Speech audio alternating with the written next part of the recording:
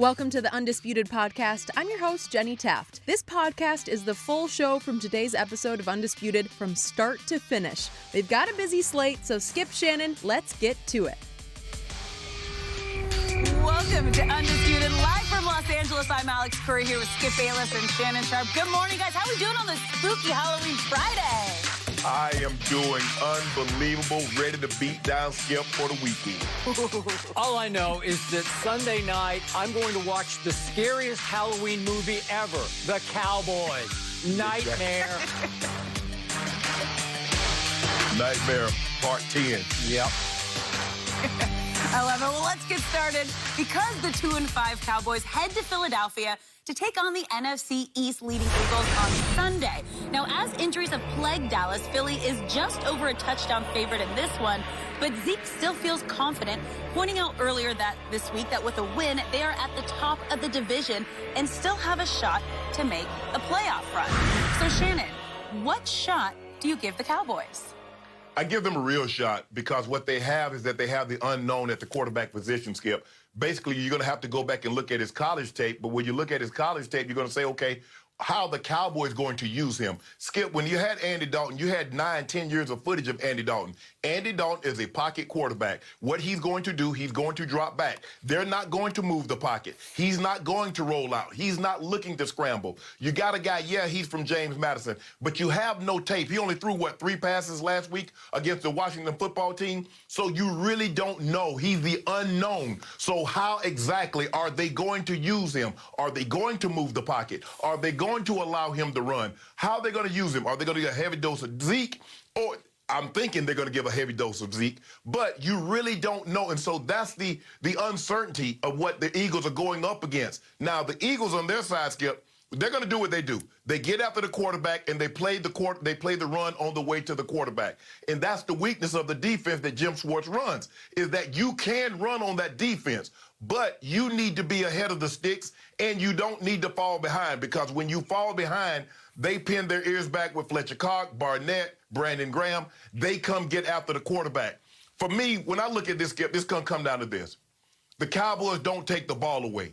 And so walking to them does not need to give them the football, because they ebb and flow. It's not like they got great receivers. They got guys that you don't really know. And so I don't really know what I'm going to get from game to game. But they've played well thus far. And if Wentz does not turn this football over, I like the Eagles' chance. I'm going to take, I believe it'll be close early, Skip. I'm going to take the Eagles finally winning this ball game 27-17. But it's really going to be predicated on, can walking to him take care of the football? Timeout. Did I just hear you actually make some case? Because the first phrase you used was, I give the Cowboys a real shot with a 7th-round pick rookie named Benjamin Anthony DiNucci from James Madison. You're saying he's going to go into Wakatuum's house and possibly, because there's not enough tape on him, outplay the quarterback you say is by far the best in the NFC East, and actually give my team, my woeful Cowboys, who have been in no games after the first game of this year, except for the one Andy Dalton stole at the end of the Giants game. You're telling me that Ben DiNucci gives them a real shot at Philadelphia, when I did see Ben DiNucci come in for 12 snaps in place of Andy Dalton at Washington. And I saw him, I'll give you this, he completed 2 of 3 passes for 39 yards, but in 12 snaps, he got sacked 3 times and fumbled twice, and the Cowboys fortunately recovered both fumbles, or it would have been much worse than 25-3. My team scored 3 points against a woeful Washington football team. And you're making a case Ben DiNucci has got a quote-unquote real shot? Are you kidding me? No, Skip. Actually, I'm not kidding you, because here's what happens is that sometimes when you're down to your third quarterback, the opposing team underestimates you. And they're like, okay, we got this. There's no Dak. There's no Andy Dalton. And I remember a sixth-round guy that people underestimated, a guy by the name of Tom Brady. Now, I'm not saying bad. Skip, he goes by the acronym of BAD. Ben Anthony DiNucci. He's a bad boy. I'm afraid he might just be really bad. Well, I hope in this instance he is bad. But Skip, having been in situations like this before, I've seen it happen where you're underestimating the guy's ability, and they call the perfect game. He plays really well within himself. You've underestimated them, and before you realize that you're actually in a ball game, it's too late. He's playing with such confidence. The team is playing with such confidence. Now, if they get out there and play and they squash his confidence early, well, this game could be a runaway. But the longer they leave the Cowboys in this game, the more it works to their detriment. Okay, so I'm going to give you a quick hark back for longtime Cowboy fans to something that would be, dare I say, eerily similar, Halloween similar.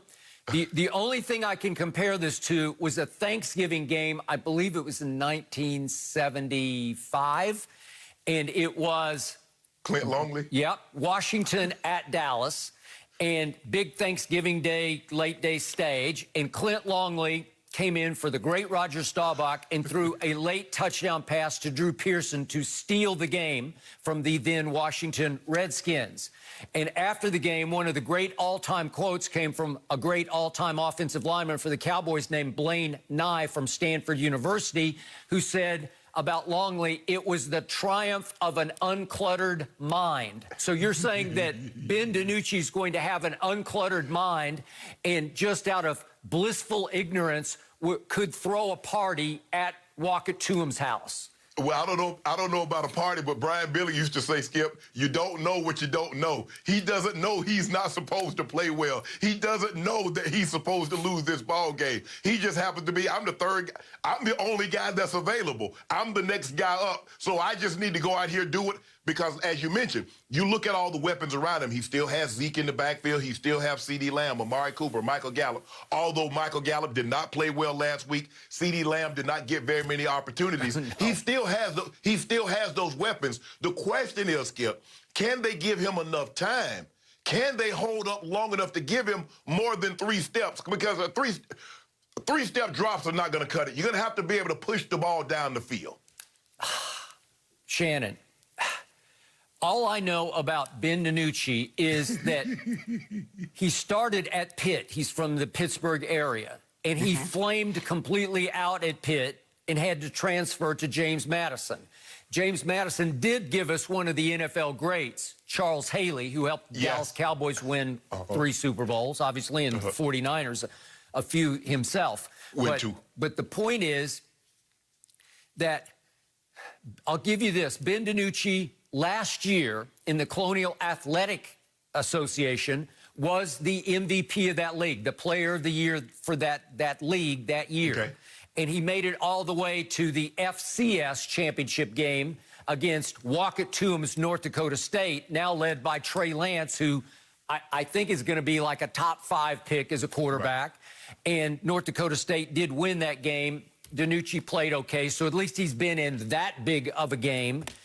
But Shannon, this is Fletcher Cox and Brandon Graham and Derek Barnett and Malik Jackson and Josh Sweat, and they come from everywhere in that wide 9. They are going to terrorize this poor kid. And he said that DiNucci said he ran into Dak yesterday at the Cowboy facility, and that Dak's advice was, just do you. Well, the Eagles are going to do him, too, because they're going to do him every way but loose. Go ahead. Skip, what if he asks Dak, well, who am I? Yeah, you say do me. Who am I? I agree. So, Shannon Sharpe, here's my problem. Yes. As a lifelong Cowboy fan, at least since I was 10 years of age, what evidence do I have that they have any shot in this game? Because the last time I watched Dallas at Philadelphia was late last year on December 22nd, with my quarterback still at the helm. Dak Prescott played that game. He did have a bum shoulder, but he played. And what happened? The Eagles won 17-9. Dak Prescott managed 9 points at Philadelphia. So how can I think that Ben DiNucci is going to outscore Dak Prescott? Because you gave them, what, 17 points? So he's going to almost double what Dak got against Philadelphia? I can't even fathom that. I'm going to remind everybody, as painful as it is for me, this is by far the worst Cowboy defense ever. It's the worst in the league, giving up 35 points a game. The Cowboys are running away with turnover differential on the negative side at minus 13 because my Cowboys lead the league in giveaways and they lead the league in fewest takeaways. Help me out. Is that not a recipe for disaster? It is. And that's why you... Yeah, what did Jerry Jones just do? He just shipped out every veteran free agent that he signed in the offseason. All of them are gone. Gone. He made them all just walk the plank right out of Dallas. Now, was that a message sent to the locker room? A new get tough policy by the owner, Gerald Wayne Jones Jr.? I think not. He's trying to prop up the two mics, and I wish he would just drop the mic on both mics. Mike Nolan, the new DC, and Mike McCarthy, the new head coach. He's trying to prop them up because all those veteran free agents that I thought was going to make my defense pretty good this year were all in mutiny, all rebelling against Mike Nolan's new defensive system. So Jerry backed the new defensive coordinator, and I also think he's trying to back into Trevor Lawrence in the draft because I don't see how my Cowboys are going to win one more game. I don't think they can beat the Washington football team at home on Thanksgiving. I don't think they can beat Joe Burrow at Cincinnati, and those are the only two games left that I give them any shot in. Which brings me to Philadelphia. Philadelphia hates Dallas. And again, I have been impressed with how Philadelphia battled against Baltimore and battled to the wire against Pittsburgh and pulled out a game against the Giants that I thought they had no business winning because they will fight, they will scratch, they will claw. Walk it to him, as you call Carson Wentz. I mostly call him Wentz, as in W-I-N-C-E. He's been hit and miss, mostly miss. But when games are close late, he's come up big. He's come to play. He will hang tough. So this is going to be a game where I know they'll jump out to a lead because everybody Dallas has played this year has jumped out to a runaway lead. Every game, starting with the Rams. The Rams took the ball in the opener right down the field and scored, and it was 7-0. And that was the only game that Dallas stayed competitive in. You've seen them. It's a recurring nightmare. It's like Halloween, 2, 3, 4, 5, 6. Here we go. It's one game after another that just goes from bad to worse. And finally, they quit against Arizona, and then they didn't even show up and compete at Washington against what used to be their arch rival. Show me some evidence. That's why last night I just tweeted, because this is my deepest, darkest despair. I tweeted Philadelphia 40, Dallas 3. Well, that's my gut instinct right now that this is going to be another Sunday nightmare. Again, I'll try to hang in with my team, so I'll try to be realistic. I'm a realistic Cowboy fan. I'll give them 10 points. Maybe Ben DiNucci can somehow throw a late touchdown pass to get them to 10 after the game's completely out of hand. But how are they going to keep Philadelphia under what they give up, which is 35? I got Philly scoring 35 because I got to tell you, the best running back on the field will not be Ezekiel Elliott. It will be Boston Scott. Every time I watch Boston Scott, he just takes my TV screen over. He leaps off my screen. He should have been playing over Miles Sanders, who's obviously out injured right now. But every time Boston Scott gets a chance, especially on big national TV type games, he rises and shines and outshines everybody else on the field. And Listen, against the Giants, I thought Richard Rodgers, their backup tight end, was pretty good, just the way he used to be for Aaron Rodgers up in Green Bay. And Travis Fulgham impresses me, and that rookie, John Hightower from Boise State, he caught a big ball late in that game. And I've always told you, Greg Ward Jr. can just flat out get open and play. Former college quarterback at Houston. He just knows how to play football. Arcega-Whiteside's still there. They have enough weapons. I just think they'll just run rampant on my defense because everybody else has. And if somebody can explain to me, Mr. Sharpe, what has happened to my man Jalen Smith? He runs around like a man possessed by demons, like he doesn't even know where he is. The play's going this way, and he's just running over here like he's possessed. I don't know. How can I defend anything I have on defense, and now all the veteran presence is gone? What's left? Where's my hope? Where's my evidence that you think this is going to be a competitive game? Well, Skip, let me address your first thing first. When you said Jerry cut a lot of the big free agents that he signed in the offseason, I guess that was Jerry's way of saying I'm trimming the fat. So basically, I'm getting rid of all the excess. So now I'm down to lean meat. So now maybe we're going to be able to see the defense that I envision it being, Skip. But here's the thing.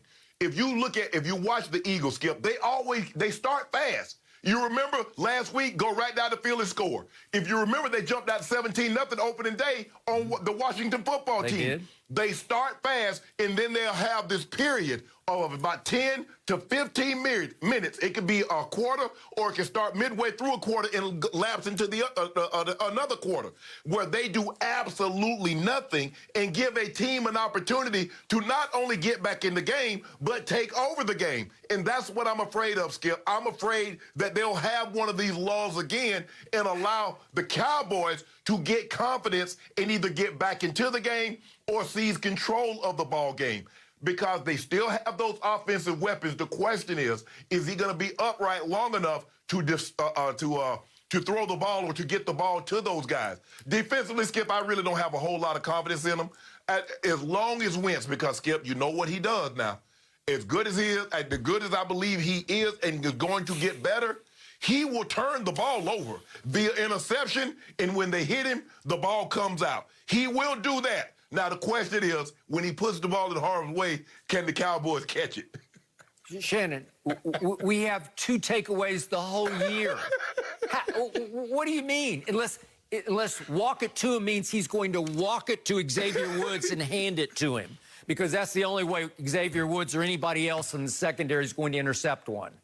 Well, you remember last year, Skip, on the Sunday night game, what happened is that the turnover happened early. D-Law came in there, got a strip, and Jalen Smith jumped on the football, and it really changed the complexion of the ball game. And then I think the next time, Goddard. They hit Goddard, and Goddard fumbled. He did. And next thing you know, it was 14-0, and the Cowboys never looked back, and the Eagles never looked up. And so that's what the Cowboys have to hope for. They have to hope that they can take the ball away and keep this game, stay in the game early. Because what we've seen, Skip, through the first 8 weeks, as you mentioned, they've fallen so far behind. They've been behind by at least 14 in 6 straight games. That is a recipe for disaster. I'd say. If they can just keep it close. Because it's been a while, Skip, since they've been nip and tuck in a ball game late in the fourth quarter, where they've had the lead, a team has to catch them. Normally, they're trying to make up 16, 20 points in the fourth quarter to get back into a ball game. So, Shannon, my only tiny ray of hope, I think Zach Martin, my all-pro guard, I think he's going to play, but I don't know that for sure. He's been in concussion protocol, but he did practice, so I'm going to guess he's going to play. But you brought it up yesterday. I got 2 lousy tackles. My bookend tackles, one's an undrafted free agent rookie from Texas Tech, and the other one, once upon a time, was a first-round pick, who's Cam Irving, who's really struggling now, got cut by Kansas City. He did start 8 games for them last year, but he wasn't very good Sunday against the Washington football team. Well, how about this pass rush? One thing Philly is stout in, that front 7 will come after you. Yep. Jim Schwartz will have them split out in that wide 9, and here they will come. Yes. And they are going to wreak hell on poor little Ben DiNucci. He's not that big. He's like 6'2", 200. So it's not like he's a 6'4", 230, prototype quarterback. So, Shannon, so this is the first time in the history of the show that my emotions have completely swung. So I'm not sure exactly where the spread is going to land. It's been as high as 9.5. I think right now it's in the 8 range on Fox Bet. But how about I'll take Philadelphia and I will give you the points. Will you do that? No, I don't. Why not? I will root against my team. I'll take the Eagles. You will not cover. root. I promise you, Skip, you will not root against your team like I'm rooting against your team. It's now 9 points, I'm told. It's been going crazy. It's been all over the map. It's all over the place. Yesterday it was 9.5. Well, what should concern you, Skip? And I know we're not talking about it, but did you see the game last night? Did you see when they cheap shotted Teddy Bridgewater? Did you see how his offensive line reacted as opposed to the Dallas Cowboys? Everybody keeps bringing it up, and I keep saying, what are you talking about? My team quit. It quit on Monday night against Arizona, and it didn't even show up at Washington. And the offensive line, you say, where were they? Well, who are they? There's one holdover from last year, Connor Williams, the left guard, who was the weakest link on what used to be a pretty good line. Well, they're all new. They're all young. There were 3 rookies in the starting lineup at Washington. What are they going to do? We want to fight Bostic? They don't even know where they are. But here's the thing, though, Skip. You might say they quit on their coach, but we can't quit on each other. Okay. That's the thing. It's just a matter of, Skip, it's just optics. Yeah, Skip, and you know you're not finna go slug no blows or anything, and they didn't throw blows last night. But you have to attack to let you know this is not tolerated. Okay, but this is unprecedented. In my life, I've never seen anything this bad. A team I thought could win 10 games is bordering on the worst team in pro football. And it definitely is on pace to have the worst defense since 1961 in pro football. That's impossibly wrong and bad.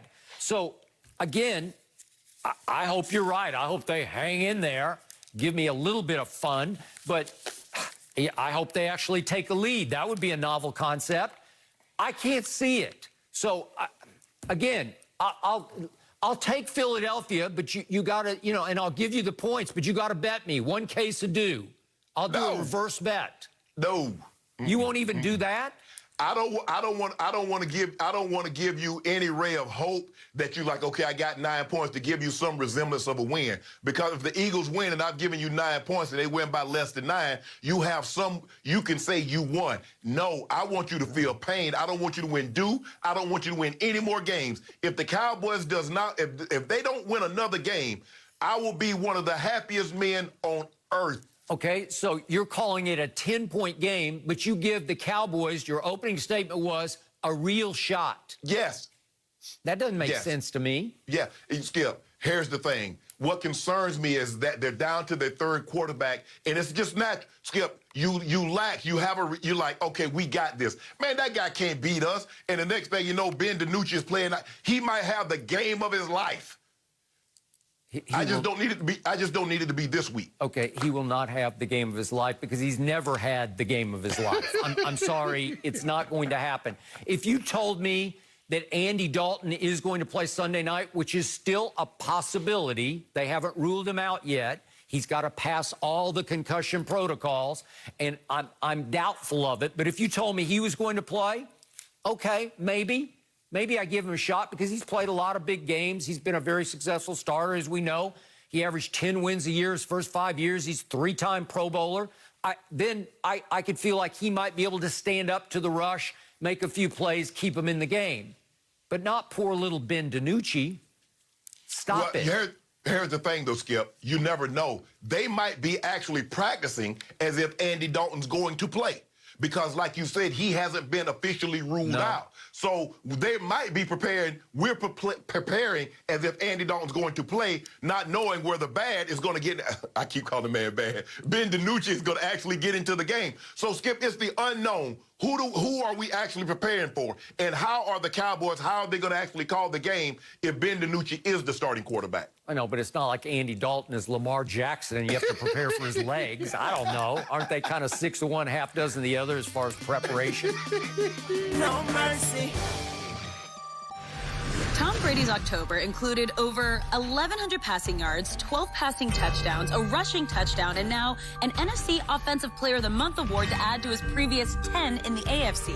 Brady's last few games have thrust him into the MVP discussion, landing him in the top 5 among the betting favorites. So, Shannon, where do you rank Brady in the MVP race right now? Actually, I have him tied for 4th with Derrick Henry. I have Russ number 1. And the reason why I put Russ number 1, Skip, is not, yeah, he has gaudy numbers. But if you look at what he's doing, his defense is historically bad, Skip. They're on pace to give up the most yards in the 101-year history of the NFL. And they're also giving up 28.7 points per game. So 28.7 points a game to go along with 480 yards. I have Rodgers in 2nd place. Rodgers is number 1 in QBR, 17 touchdowns, 2 interceptions. He's almost a full yard ahead of Rodgers and Brady in yards per attempt. I got Mahomes 3rd because Mahomes quietly has been under the radar, Skip. He's 16 touchdowns, 1 interception, and even in the game that he lost, he threw for 340 and put up 32 points. And I have Brady tied with Derrick Henry. Derrick Henry is on a team that their defense is bad.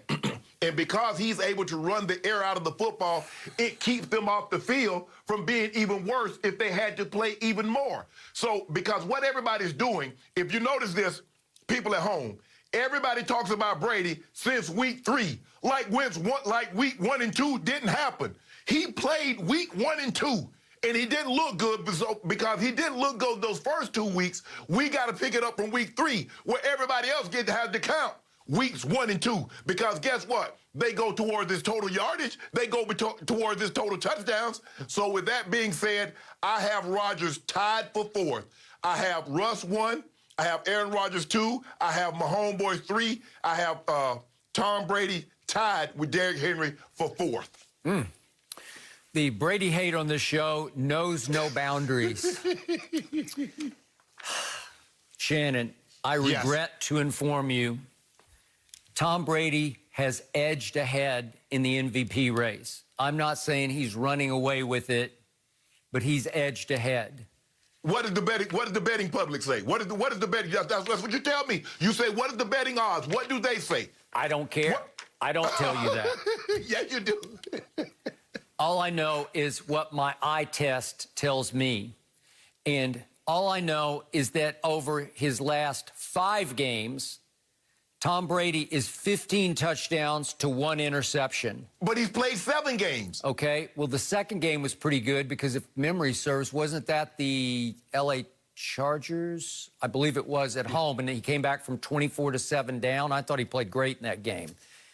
He struggled on the Thursday night at Chicago, as we know. He didn't play awfully, but he struggled, and all I hear from you is this, woozy, and I keep telling you, no, it's really this. It's really 6 Super Bowls out of 9. Okay, so what you continue to neglect to tell America out there is that what Tom Brady is doing is off the charts, all-time extraordinary, because he's the one quarterback or one player, if you want to throw in Derrick Henry, who had no continuity going into the season. If you have Russ number 1, it seems like he's been with Pete Carroll in that offense for 2 decades. It feels like he's played for 20 years like Tom has done in New England. And Tom Brady took over a franchise known as the Succaneers that had the worst winning percentage in all of sports, that was 7-9 last year. And Jameis led the league in turnovers, obviously interceptions and lost fumbles, with 35 total. And Tom Brady, in a very short time, has completely transformed that organization into, it's not just the Patriot way, it's the Brady way. He has imposed his will on this entire organization and entire community to where all of a sudden, I even read Football Outsiders last night, all their metrics have the Buccaneers as by far the best team in the league. Okay, that's skip. That might be true, but what about Brady? What about his completion percentage, yards per attempt, QBR, touchdown to interception ratio? Where is he number 1 in any of those categories? Pro Football Focus says he is by far number one in what it grades to be big-time throws, 20-plus yards down the field. He has 24. That's my stat, and I'm sticking to it. Hold on. So let me ask you a question. Tom Brady, of all the guys that I listed, he's the only one that has more than one loss. Am I correct? Tom Brady has 4 interceptions. Aaron Rodgers has 2. My homeboy has 1. Okay, Russ has 6. But Russ, 5 or 6 Russ games have 1-score games. He's 4-1 in those games. And his team is giving up defense is giving up almost 500 yards and 29 points a game. Tom Brady's defense is 8th in points. 8th in points allowed. Stop it, Skip. So what? So you're saying 8th is great? 8th in points allowed. That's top 10. Absolutely. Well, it's not top 3. Again, Skip, stop it. I think they're really good on defense, but it's being transformed because the defense doesn't have to face the sudden change that last year's defense had to face, where you fall behind, all of a sudden it's turnover, get back on the field, back on the field. They just played 2 straight completely clean games with no penalties and no turnovers. That's the Brady effect. And I'm going to remind you that from the start, he has not had Chris Godwin. Chris Godwin has missed 4 games. That's his best receiver, his Pro Bowl receiver, the receiver ranked #1 in the NFL in performance last year by Pro Football Focus. He's missed him for 4 games. Can I ask you a question, Skip? Is Chris Godwin better than Devontae Adams? Because Aaron Rodgers played without him for 3 games. Yeah, and he's had him back, and he had him back at Tampa, right? For that game? That was his first game back after missing the previous 3. What about Russ, Skip? Think about Russ. Russ had a 15-point lead against the Cowboys. The Cowboys come all the way back, take the lead. Russ has to go back down the field and throw a touchdown with a minute left in order to win that ball game. Against one of the worst defenses in pro football history. Way to go, Russ. Impressed. Skip. But here's the thing. The Seattle's defense, you make it seem like they're the 85 Bears or the 2000 Ravens. They're definitely better than Dallas's defense. Oh, that's not saying much, Skip. Well, that's not saying much. Well, let me say more to you then.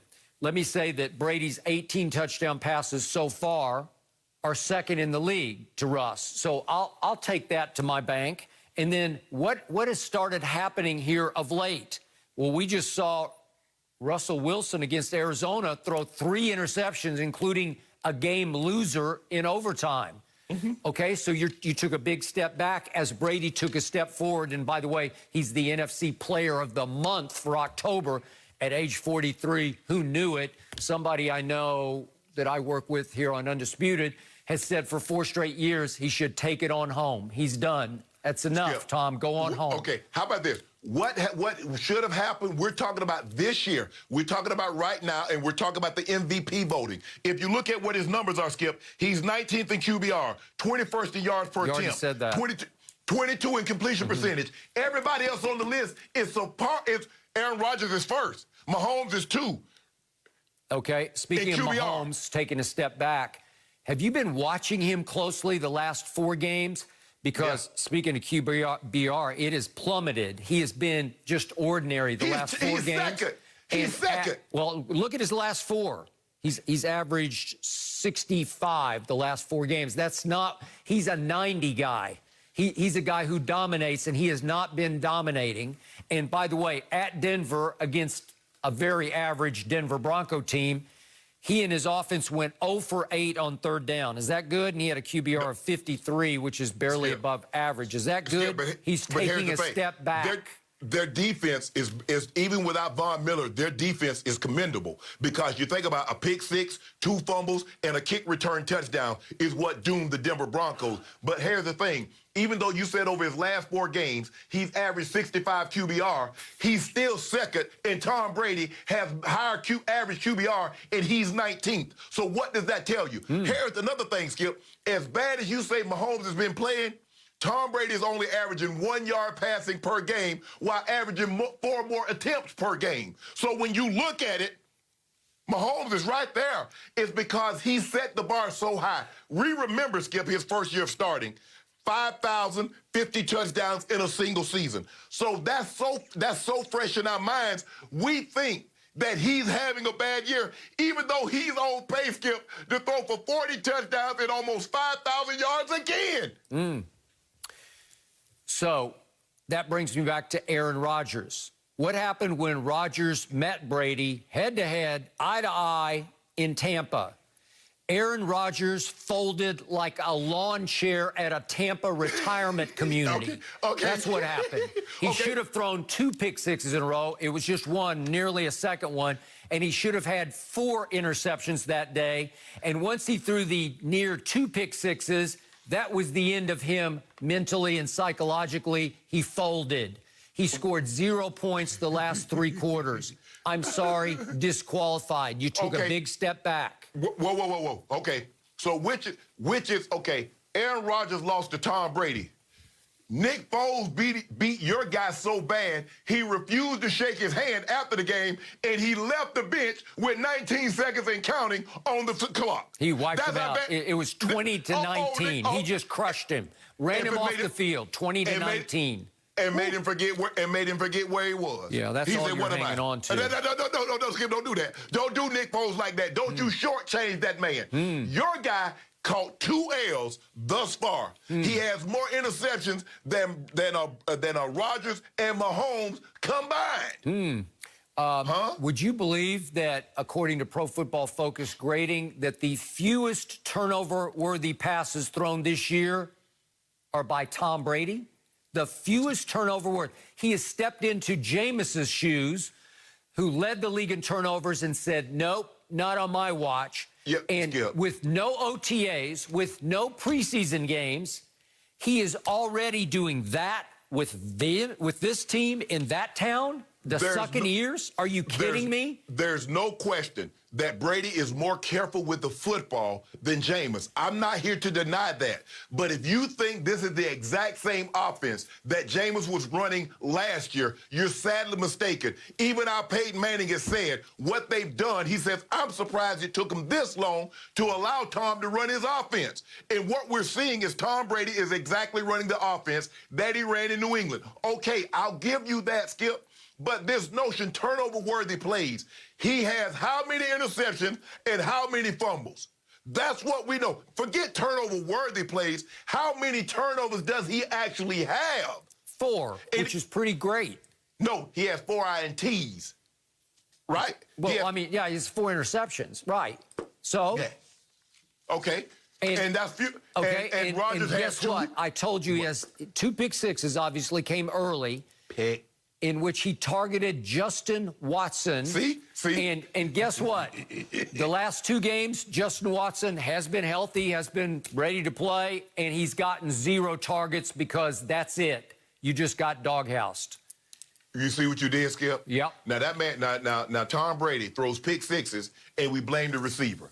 That's what we do. And what you've also done is that you want to pretend, so we're going to go back since week 3. So I just want to know, so when did the NFL season officially start? Did it start week 1 or did it start week 3? Because what I'm noticing is if Tom Brady does not play well, we got to move past the games that he didn't play well and pick up once he started playing well. When we've never, ever done that in the history of football for any other player.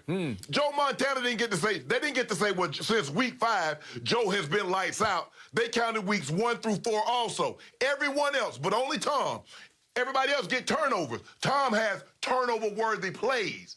No, Skip Bayless, the Bible for Skip Bayless was QBR. He had to start completely over after 20 years in this league. All new offense, all new coaching staff, all new teammates, and try to figure it out with no preseason. It's impossibly great what he's doing. And right away, what happened in game 1? Mike Evans, his other Pro Bowl stud receiver, turned his ankle so badly, he's been limpy and gimpy the whole rest of the way. Little Scotty Miller got beaten up so badly that at Chicago, the one glitch so far, little Scotty got no targets in that game because he could not run. Shannon, he's doing it, and he lost O.J. Howard, obviously, for the year. He's been doing it with mirrors for the most part until now. I just want to know one thing. Is he the GOAT? Is he the GOAT? Yeah, he's the GOAT. Because you told me we don't make excuses for GOAT. We don't make excuses for Jordan. We don't make excuses for LeBron. You told me LeBron the GOAT. And LeBron the GOAT, So yeah, but you didn't... Yeah, you told me Tom Brady should have retired 4 years ago. Okay, Skip. Whether he should have or shouldn't have, we're talking about right now.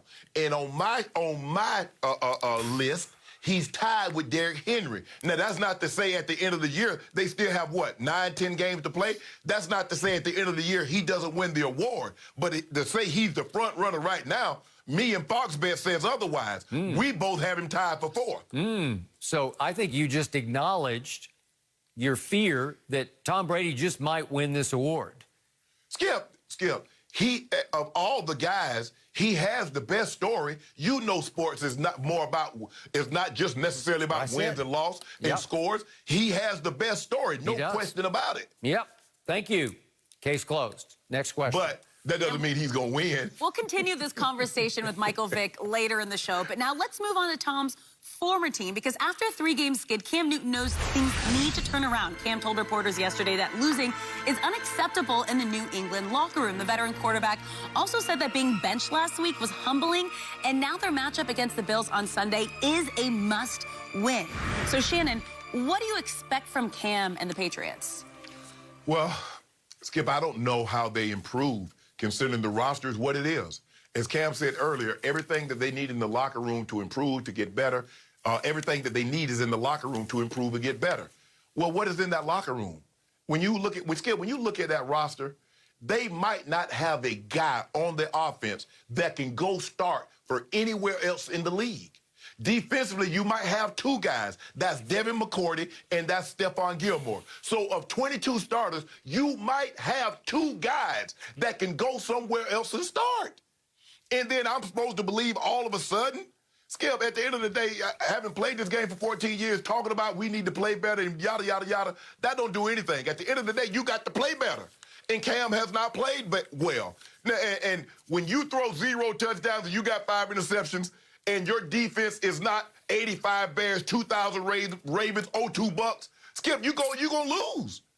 You're going to lose those games because your offense is already putting your defense on a short field, and your defense isn't lights out like they were the first half of last year when they were giving up fewer than 8 points a game. So I expect them to struggle again. Now, could Coach Belichick dial up something, confuse Josh Allen? Because Josh Allen has come somewhat back down to earth. He's still playing well, but not like he was in the first 4 weeks of the season.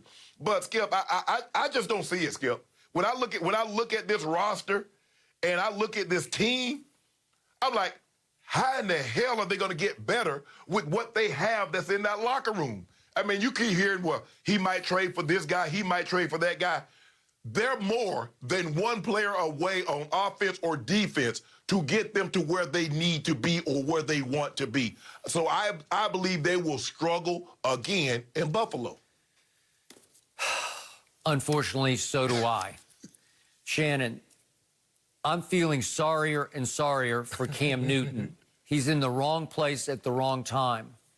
And I look at what he's left with at receiver at Buffalo against your arch rival within the division, the team I thought would win the division, a game that now Cam calls must win as they've fallen to 2-4.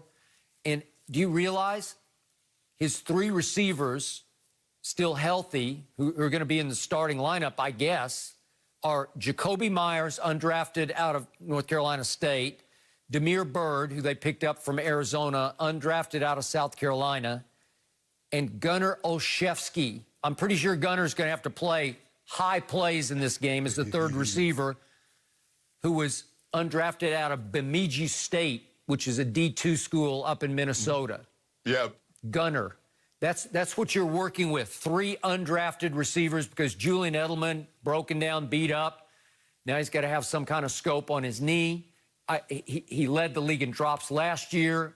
He was Brady's best friend and worst nightmare all last year. And trust me, down in Tampa right now, Tom is shaking his head and having empathy for Cam because nobody knows better how bad it's gotten in New England, how bare the cupboard is, than Tom Brady. This is this is embarrassing. And yet Cam gives great press conference. He took that one over yesterday. I loved everything he said. It's highly entertaining because he has huge personality. But his quote about when he was asked about losing, losing is not acceptable in this locker room, in this county, in this state, in this area, in this region. So Cameron Newton, you need to pick your expletive up. That's what I've learned, okay? I loved it. It was a great quote. Everything he said he got humbled by being tapped on the shoulder by Belichick and replaced in the fourth quarter by Jarrett Stidham. And yet, he says, I try to stay positive and speak it into existence. I don't think you can speak this one into existence because, Shannon, look at the tight ends. Look what Brady's doing with Gronk in Tampa. All of a sudden, Gronk's come back to GOAT life. And now look what Gronk's done. He's caught 22 balls for 280 yards and 2 touchdowns. All of the Patriot tight ends combined have caught 8 balls for 88 yards and no touchdowns. And Belichick went out in the 3rd round in this past draft and drafted 2 tight ends. One of them, a rookie named Dalton Keene from Virginia Tech, who finally got in a game last week. That was his first game, and he did catch the 1 ball that was thrown to him.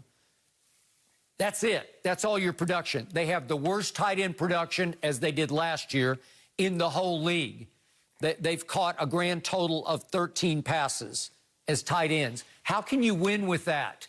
Belichick has let this go from bad to worst. And the guy who's paying for it is Cam.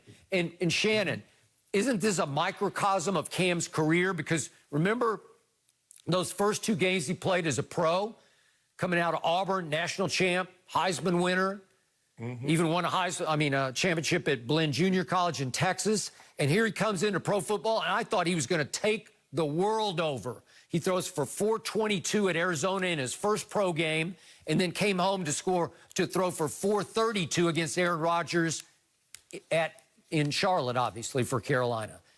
And after that, he never sniffed a 400-yard game since. And he's had very few 300-yard games. And how did he start off in New England this year? Well, the first game against Miami, he took it over mostly with his legs because he ran 15 times for 75 yards and 2 touchdowns. And then he goes to Seattle and throws for almost 400 yards, 397, and ran 11 times for 47 more, 2 touchdowns. And as you know, it went down to the last play, and if he just bounced it outside, they would have pulled off the big upset on a Sunday night at Seattle.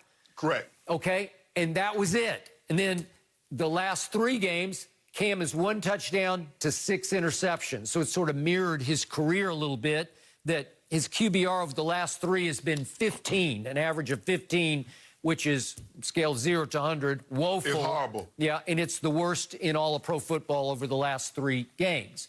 Well, am I condemning Cam for that? I'm not. You can only do so much with what you have to work with, and it's like he's playing with both hands tied behind his back in New England, as Brady felt like he was much of last year. So, even Skip, go ahead. Your brother's a chef. Yeah. Even the best chef need the proper ingredients to make a nice meal. Yeah. I mean, yeah, he can make us whip up something, but sooner or later you're like, you know what? I just don't have what it takes. And then Cam looks back and he sees what he left in Carolina. He sees Samuel. He sees DJ Moore. They got Mike Davis. Yeah. Christian McCaffrey's coming back. He's like, man. Agreed. Look what I had and look what I have. Yep, I agree. And Skip, like I said, I don't see how, looking at this roster, and I know what Cam said. Cam says we have everything we need in the locker room. To do what? To win no more games? And by the way, speaking of my brother, I just wish this pandemic would start to subside so he could reopen all his restaurants full force, because this is rough on restaurateurs right now, as you know. Especially, Skip, in Chicago, because you can't be outside. No. You can't be outside now. Outside is ended. Yep. Yeah. At least in California and Florida and some of the warm weather states, you could open up, have patios. A little bit. Ain't no patio going on in Chicago. No. Chicago's summer, and I lived there for a while. It lasts about 2.5 months, so summer's way over there. So in the end, I got Buffalo winning this game 24-10 because I don't know how Cam's going to score many points. I agree with you, Skip. I don't see how they win this ball game either. I'll go a little more. I'm gonna say 27. I'm gonna say 27-13. Okay. No mercy.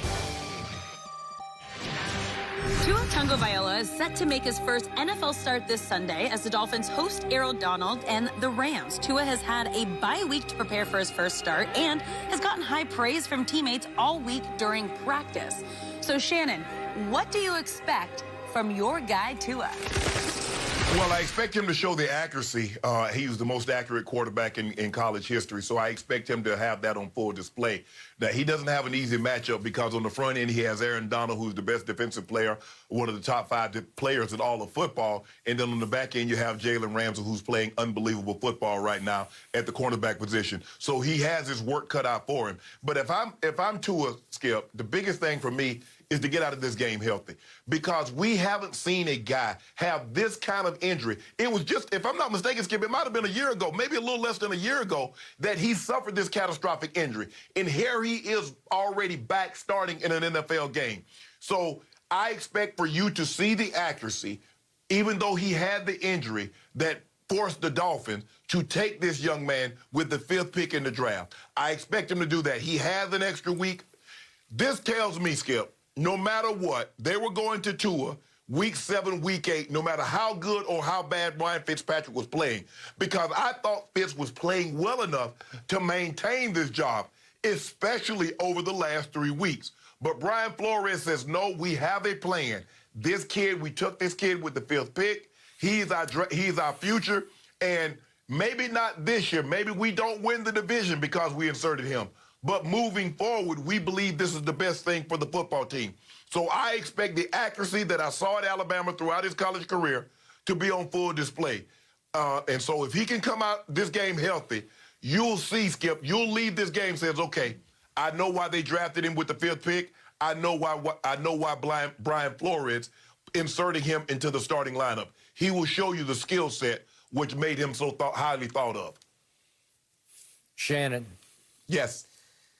Your man Tua is in a tough spot this Sunday. He is. I do not envy this spot he finds himself thrown into, because the young man taken 1 pick later, named Justin Herbert, has been shockingly sensational so far. He has. I didn't see it coming. You didn't see it coming. Nope. A lot of people didn't see it coming. Justin Herbert is averaging 308 passing yards a game. That's 3rd best in the league. He's 12 touchdowns to only 3 interceptions. And he's played biggest against the best, because against Brady, they leaped out to a 24-7 lead at Tampa, and he had a QBR of 88 and made 2 big throws for touchdowns of 53 and 72 yards. And then against Mahomes, he had a 78 QBR, not bad. Took them to the wire. And then against Breeze, he had a 72 QBR. So against the best of the best, he was He played his best. Pretty best, yeah. Mm-hmm. And that just heaps pressure on Tua, as did, ironically and shockingly, Fitzmagic. Because Ryan Fitzpatrick just won 3 of his last 4 starts. And 2 of them were off-the-chart starts. Against Jacksonville, he had a QBR of 97, scale of 0 to 100. And then at San Francisco, a big shocking win for the Dolphins, he had a QBR of 99. And then they beat the Jets, no big deal, but they beat them 24-0. And Ryan Fitzpatrick threw 3 more touchdown passes. And we got to see Tua a glimpse in mop-up duty, and that was it. Bye week, thrust into the starting lineup against, as you pointed out, the Rams. Tied for 3rd in sacks in the league. Could be better than that, because they come after you like the Eagles do, like the Steelers do. Mm-hmm. And it's not just Aaron Donald, because, man, it's Leonard Floyd, and it's Michael Brockers, and it's Greg Gaines. They come from everywhere. Mm-hmm. They're tall and long and rangy coming off the edge. And you point out Jalen Ramsey's playing some of his best football. Man, that's a tall order and a tough spot for Tua to step into, with some injury question marks still to use a Halloween term, haunting him. You still don't know exactly what you got. You think you're 100%. You're not 1,000% sure because have you been rocked like you might get rocked in this game by that pass rush? No, you have not. And that's the thing, Skip. Okay, the doctors tell you you're healthy, but guess what? The doctor hadn't seen you take a sack. The doctor hadn't seen you get landed on. Nope. And so that's what they're going. That's what he needs to get landed on, Skip, and say and get up like, okay, yeah, I'm okay now. Yep. I'm okay now. I agree. I wouldn't be surprised if they moved the pocket because Skip, he can throw. He's very accurate from the pocket. I agree. But Aaron Donald will get you off that spot. Yeah, so if I'm smart. Yeah, Skip, if I'm them, I'm going to move the pocket earlier so I don't let Aaron Donald get a key on exactly where I'm going to be because he's coming. He's coming. And I told you before the draft, my biggest issue with Tua, God bless him, I'm knocking on wood for him, is that reportedly he had 5 different surgeries while at Alabama. And only the last one was what you'd call career-threatening because it was the hip. But still, 5, what is Shannon Sharpe, the Hall of Famer, what has he always taught me? Hurt in college, hurt in the pros, right? Yep. Okay, so you got that going against you. And then there were 3 games in his career where it just gave me a little cause to pause, where I just sat back and said, I don't know. First one was that 2018 season SEC championship game against Georgia. He just unraveled. Maybe it was because he was hurt. Maybe his knee was bothering him. But he went 10 for 25.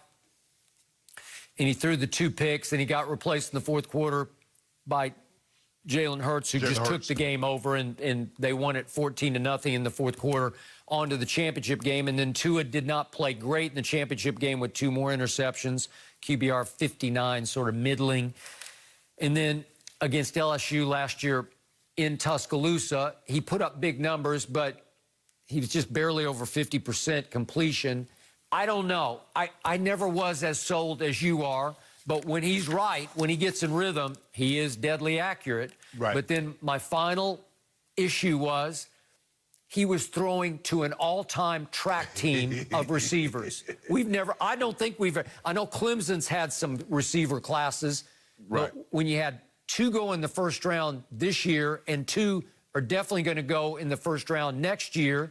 And the running back you are flipping it to is going to be a first-round pick this coming draft. My goodness. I mean, doesn't that, and obviously the offensive line's just an NFL pipeline. Doesn't that make you look a little better than maybe you might be? That would scare me.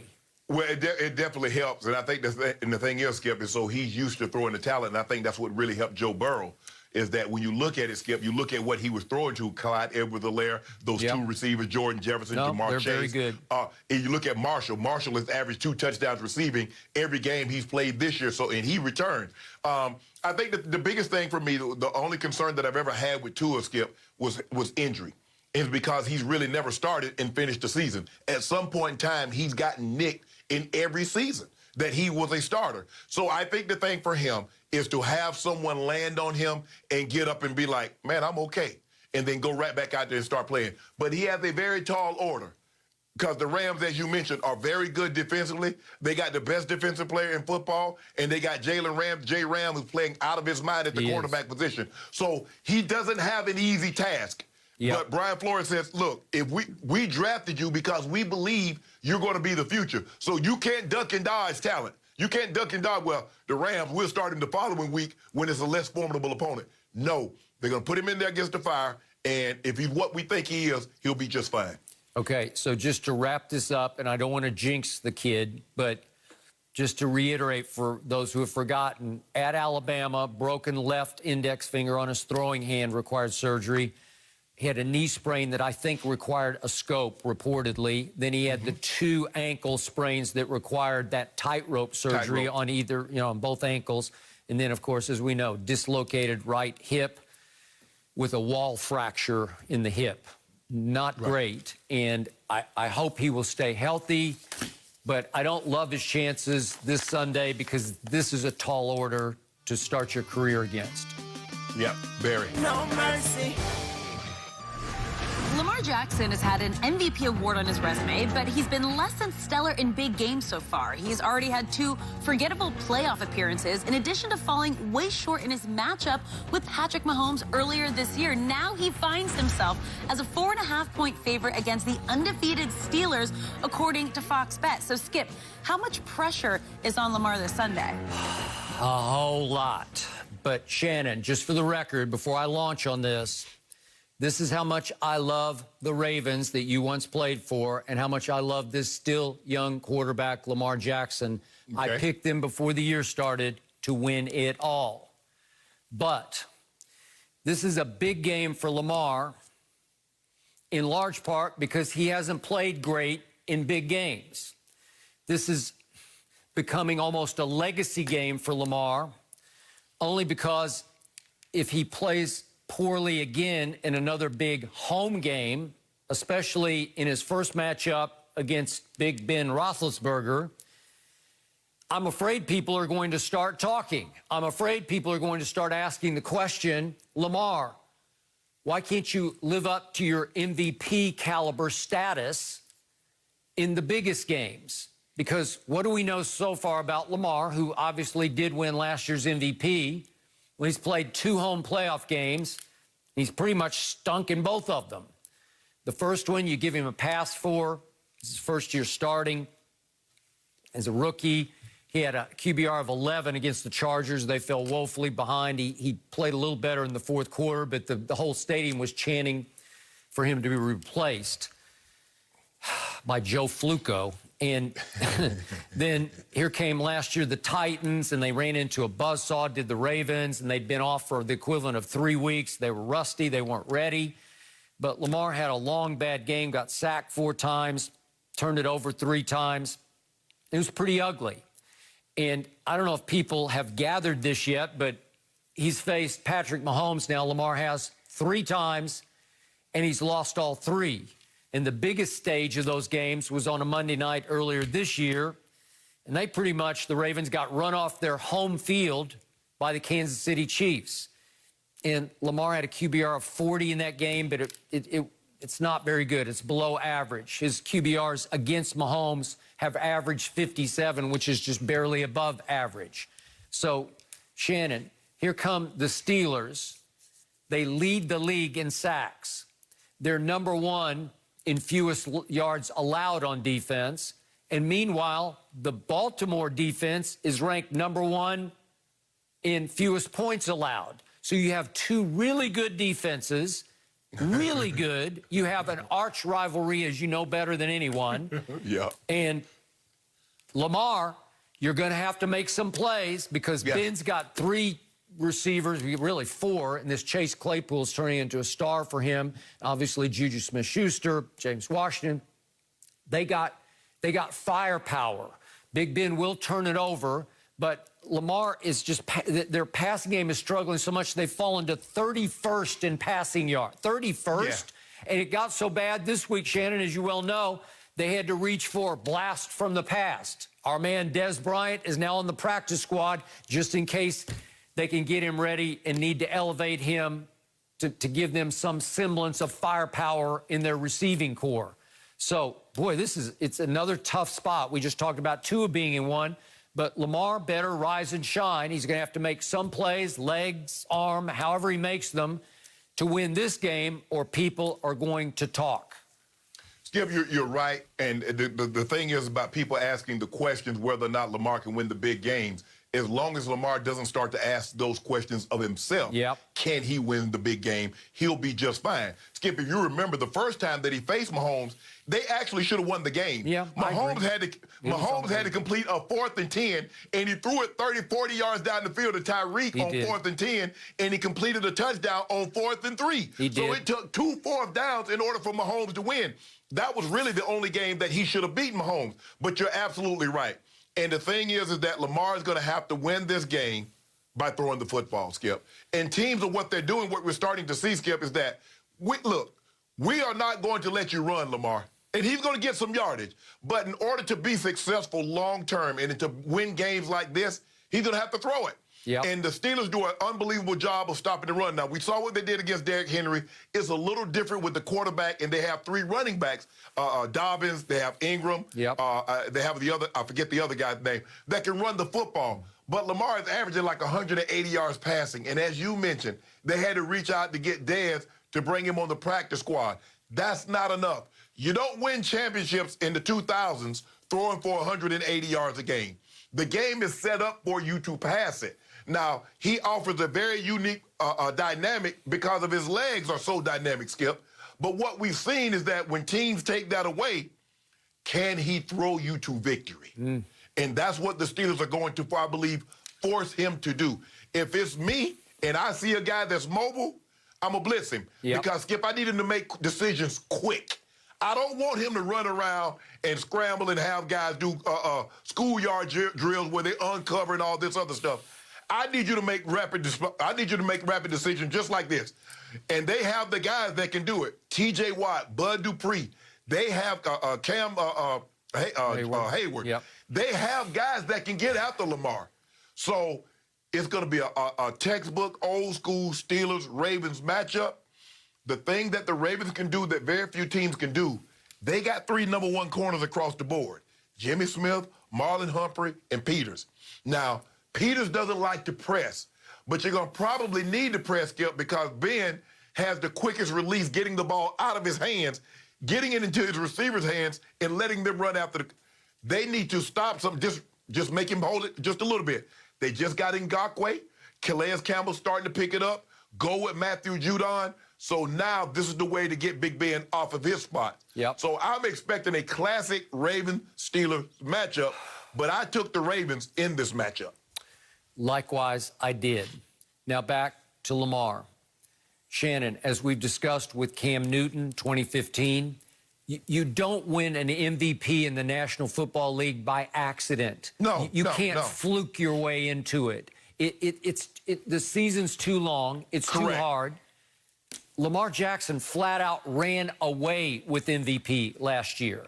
Yes. And I'm not writing him off. I want to be clear about this. I'm not jumping off the bandwagon. But we have seen a pattern of big home losses. But do I think he's highly capable of outplaying Roethlisberger Sunday in Baltimore? Sure. Sure he is. And you know what? This kid is made of the right stuff. I'm talking about tough stuff, big moment.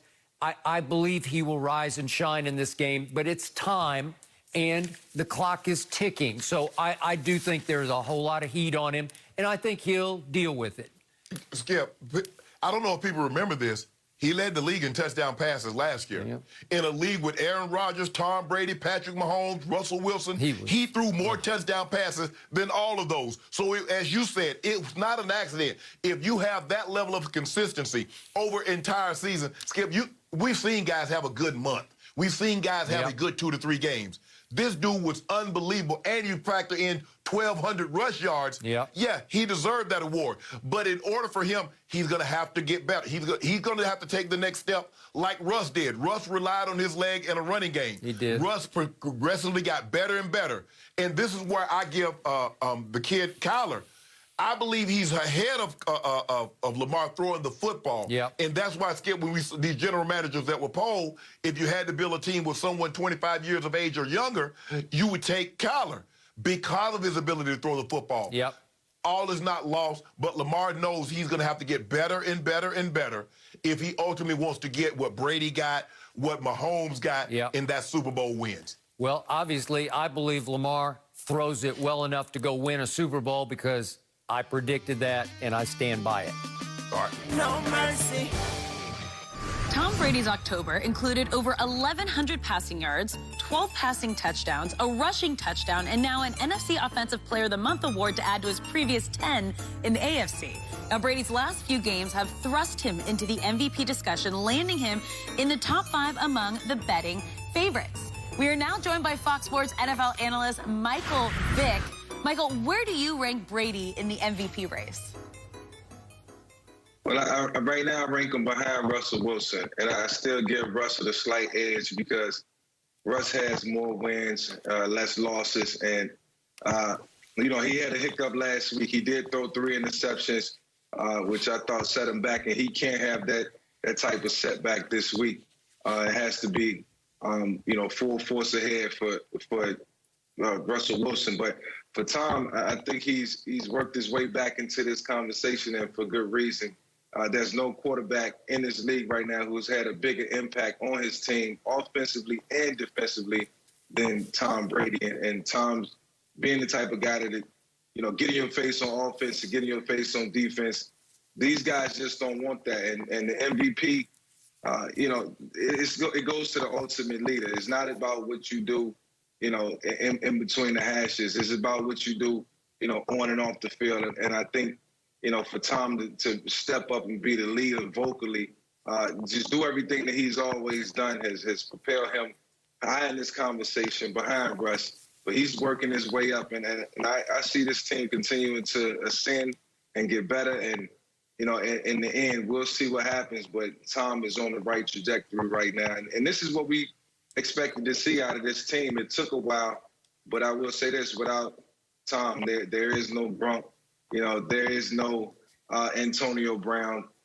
This team can handle a lot of different things right now, and it's because of Tom Brady. And I think the Tom Brady effect is definitely setting this course right now.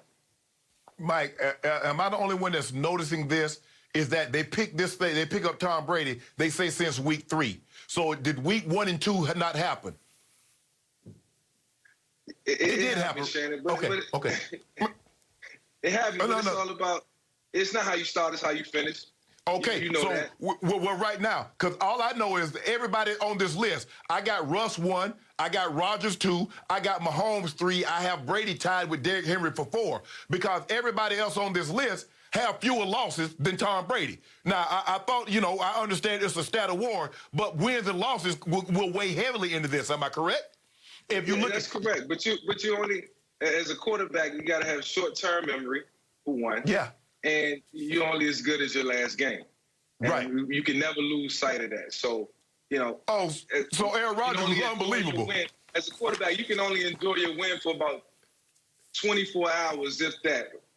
Other than that, you got to turn the pace. You got to keep it moving. And that's what Tom has done at a rapid pace this year. Then it started out rocky, finished it strong. Got a long way to go. I'm glad you said that, because Aaron Rodgers' last game, he threw 4 touchdowns with no interceptions. Patrick Mahomes won a game, scored 43 points. And Russ, as you mentioned, Russ had a setback with those 3 interceptions. But if you look at everybody, the quarterbacks that I mentioned on this list, with the exception, Russ has more touchdowns but more interceptions. All the other guys have fewer interceptions, have fewer losses, have higher QBR, higher completion percentage, higher yards per attempt. How you catapult that? Derrick Henry, you look at, let's take Russ. Russ' defense is giving up 480 yards per game and 29 points per game. They're 4-1 in one-score games, and they've won 5 of the 6. Is that not a high degree? Just imagine, Mike, you go into the field and you know your defense on Sunday is going to give up 29 points and 500 yards. Is that not a lot of pressure, as opposed to your defense with Devin White, Levante David, JPP, Shaq Barrett, and Ndamukong Suh? Come on. That man's degree of difficulty. Aaron Rodgers playing 3 weeks without Devontae Adams. Man, y'all better stop playing with these people. I'm not saying Tom Brady, when it's all said and done, won't win this award, having been in the media, understanding that it's about storylines. It's just not about wins and losses. It's just not about stats. I'm not saying Tom, when it's all said and done, won't win this award. Right now, as we sit here, I got him tied with Derrick Henry. Shannon Sharpe. Yes. I don't know if you were listening closely to the great Michael Vick as he began his comments, because when it comes to Tom Brady, you hear only what you want to hear and disregard the rest. No, I heard everything. Okay. Michael Vick said that Russell Wilson is barely ahead of Tom Brady. So he barely has Tom Brady second in the MVP race. I told you that I believe Tom Brady has edged ahead, number 1 in the MVP race. But to quote, again, the great Michael Vick, no quarterback has had a bigger impact on his team than Brady has through the first 7 games, because clearly every other quarterback came into this season with great continuity with a coaching staff, obviously, and with receivers that he knew. Tom started over after 20 years in New England, cold in Tampa. All new coaching staff, all new teammates, all new offense to try to figure out on the fly with no OTAs except virtual and no preseason games. So you're saying, did everybody eliminate the first 2 games? Well, give him some break, because once he started, he really started. And he was the player of the month for October in the NFC. And over his last 5 games, Brady is 15 touchdowns to 1 interception. That's the best interception to touchdown ratio in the league over the last 5 games. That's all you need to know. Advantage Brady. You talking about, hold on, you said over the last 5 games, how many touchdowns does he have? 15. Oh, my homeboy got 16 touchdowns and 1 interception over the entire season. So what about the other 2 games? Hey, a couple weeks ago, man, the world was, I wouldn't say, everybody was joking Tom, because you can't really joke Tom. He had a mishap in the game, and then, everything seemed to be crumbling down, and people were throwing in the towel. And since then, the way he has responded has just been immaculate. And I got to take my hat off to that guy. As a Tampa Bay Buccaneer, you have to be inferior of Tom walking down that sideline and getting in your throat, and going at your neck, because that's what he's going to do. Take nothing away from Russ. I love Russ. I love the man he is. I love his whole demeanor and the person he is. But if he had a little bit of that in him, that defense might be playing a little bit better. Because Tom is not afraid to do that. He amplifies everybody and he sets the tone. And it's no way of getting around that. It's point blank. It's right there in your face. And, that goes a long way, man. It's so paramount when he do that, and guys respond to it. So, it's no substitution for it, man. It's no substitution for it, Shannon. This is what Tom Brady brings to the table. You know what, Mike? Old Skip Bayless, he think he's slick. But I remember everything. When Coach Belichick was trying to get rid of Tom Brady and put in Jimmy Garoppolo, he said the mere fact that Tom Brady is going out there playing at this high level, he should get kudos.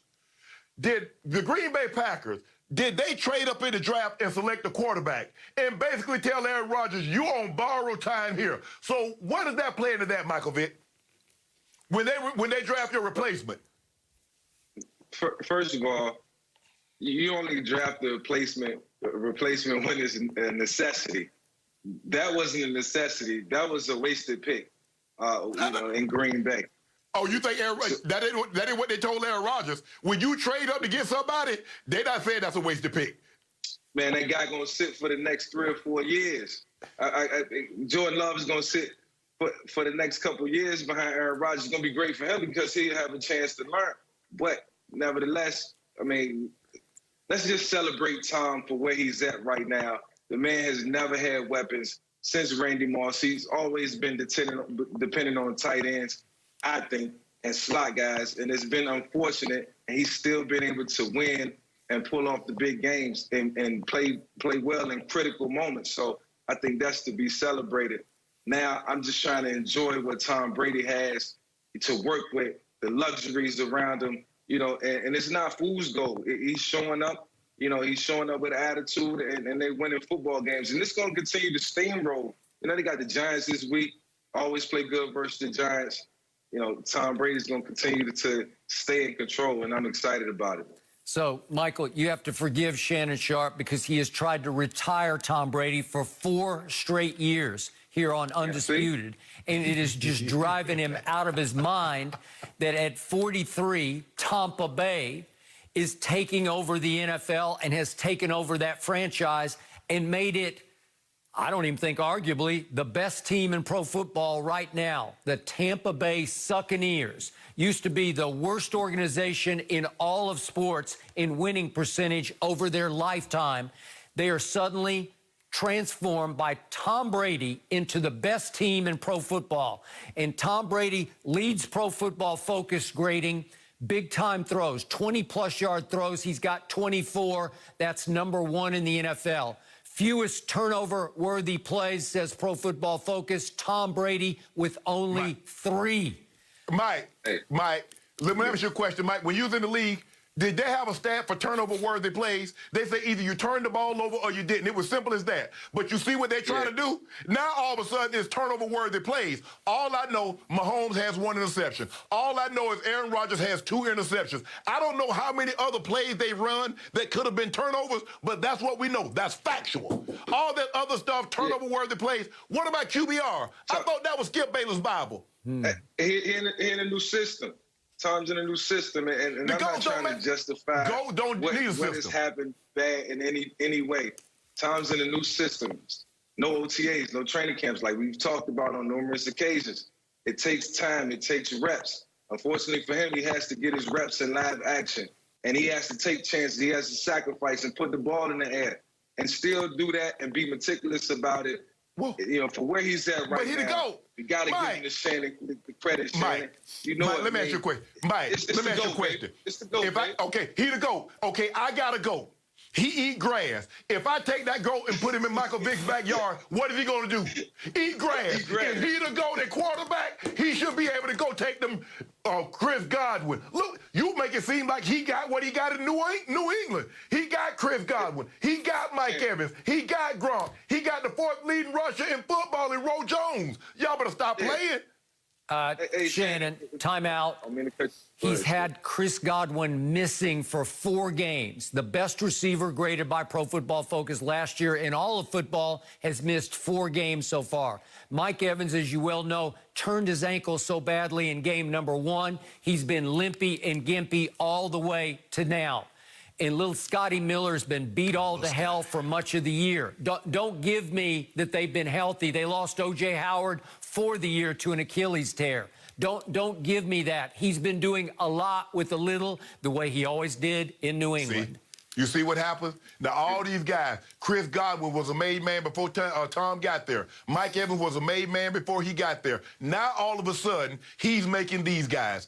If you look at their numbers say they played better with Jameis than they're playing with Tom Brady. Now, they're winning more, and people actually think they're better. Look, I'm not saying, Skip, Mike, I'm not saying when it's all said and done, at the end of the season, Tom won't be the MVP.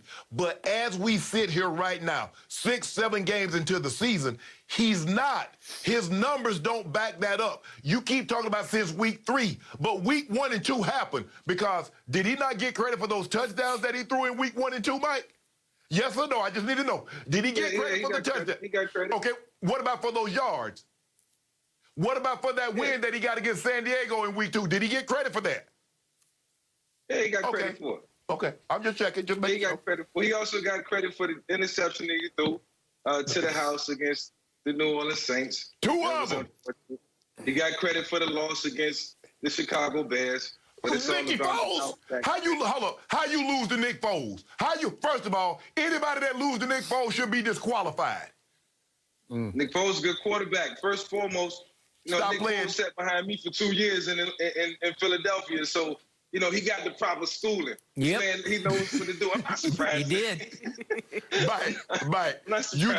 Mike, you just saw Nick Foles on Monday night miss 2 wide open touchdown throws. One, he overthrew the guy by 10 yards, and the other one he threw out of bounds. And we've seen Nick Foles only play well in a limited stretch in Philly. Because when he left and went to Jacksonville, he lost to a guy with a Fu Manchu. Gardner Minshew. He couldn't beat him out. And now he finally beat out. And in Chicago, stop playing, Skip. Shannon, you have neglected to mention that when your man Aaron Rodgers went face-to-face, head-to-head with the GOAT, your man Aaron Rodgers nearly threw 2 straight pick sixes, and then he folded like a lawn chair in a Tampa retirement community. The rest of the game, he scored 0 points. Should have thrown 4 interceptions. And speaking of disqualified, he should be disqualified from this MVP conversation just for that you game. hit him where it hurts, Skip. Thank you. Trying to hit you where it hurts, Shannon. What about your guy against Drew Brees? You tell me Drew Brees got to throw the javelin to get the ball 10 yards, and he beat the brakes off Tom Brady. And old Nick Foles. Look at Nick Foles. Nick Foles couldn't even beat out Trubisky to start the season, Mike. Brady hate. Brady hate. I've Alert. seen stranger Brady things. Stranger things. No mercy.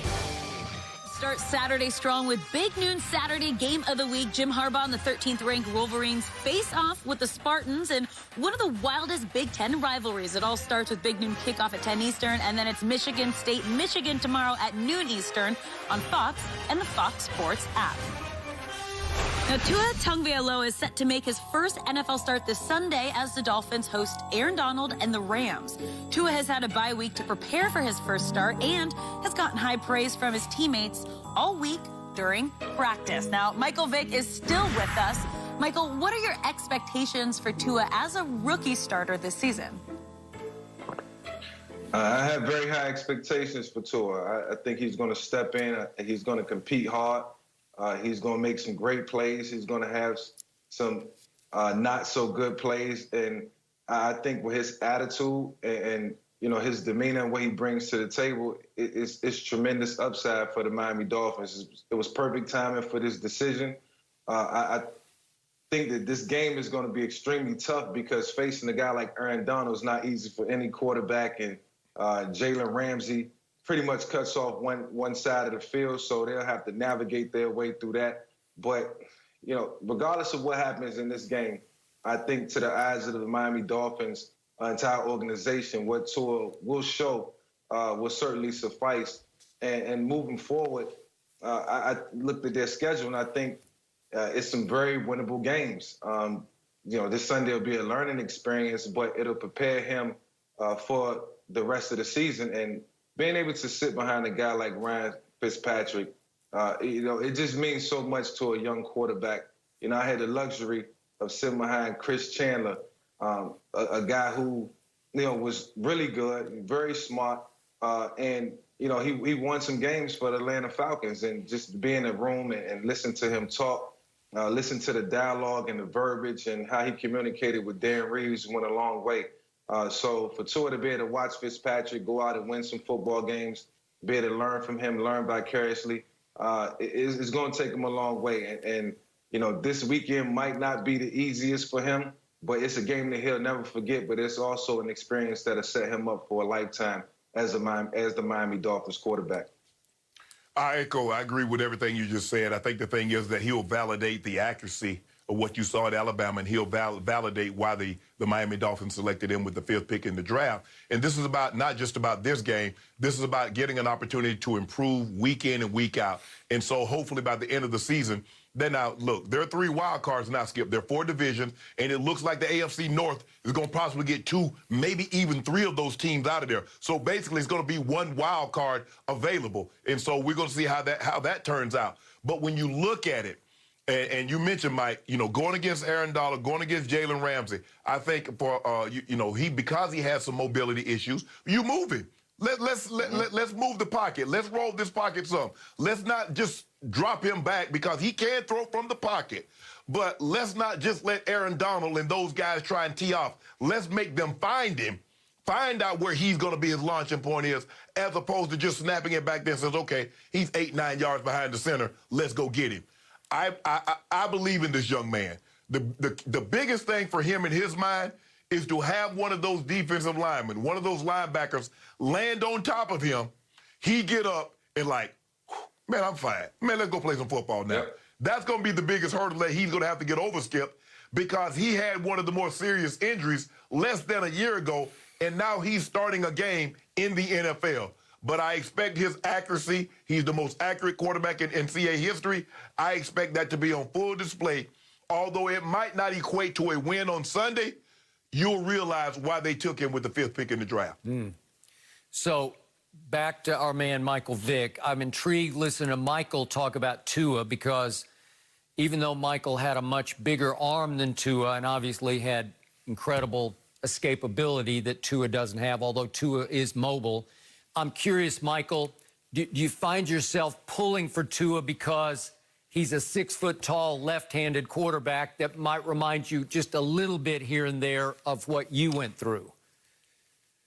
Yeah, I root for him for various reasons. And one, he chose the number 1. I'm glad he didn't stick with the number 13 because the expectations would have been through the roof, knowing that the great Dan Marino was there for so many years. So now it's a new era. 2, he's a lefty.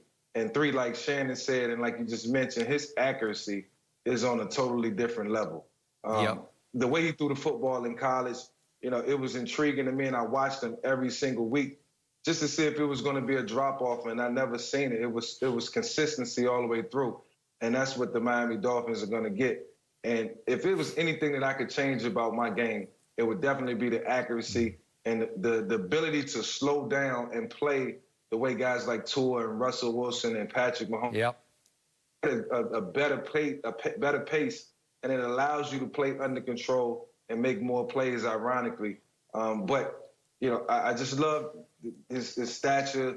I love the way he's built. I love his frame. And more importantly, I love his attitude. I think that's what propels a quarterback into that hierarchy, into that echelon of greats. You got to start, and you got to have a great attitude. Very well said. Now, back to what Tua is facing immediately.